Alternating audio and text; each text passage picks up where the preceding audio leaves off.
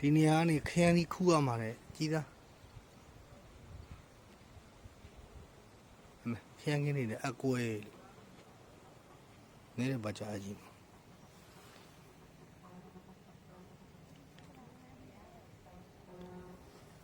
ခရမ်းကြီးခူးရမယ်နေရာ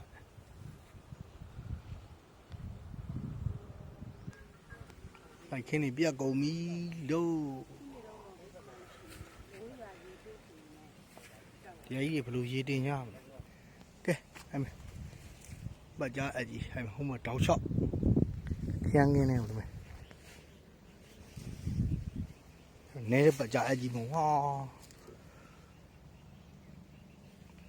ပါလိုက်ခင်းနေပြက်ပြီဘာကြာအကြီးအဲ့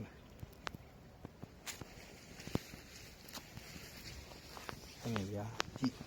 အဲ့မလေးချော်ကြမလေး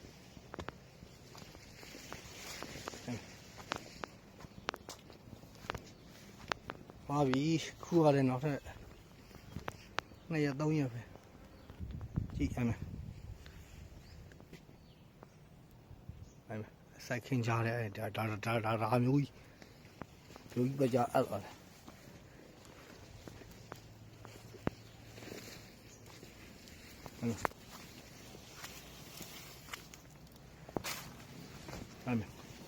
အမျိုးကြီးပကြသွားတာဘယ်လောက်ကြအဲ့မယ်အေးအဲ့မယ်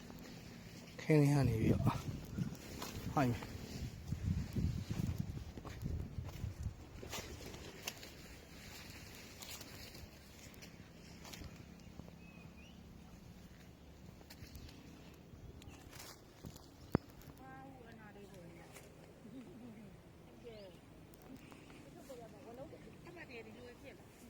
ဖြစ်တယ်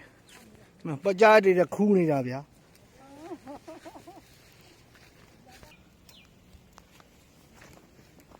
စိုက်ခင်းနေရှော့ပြီ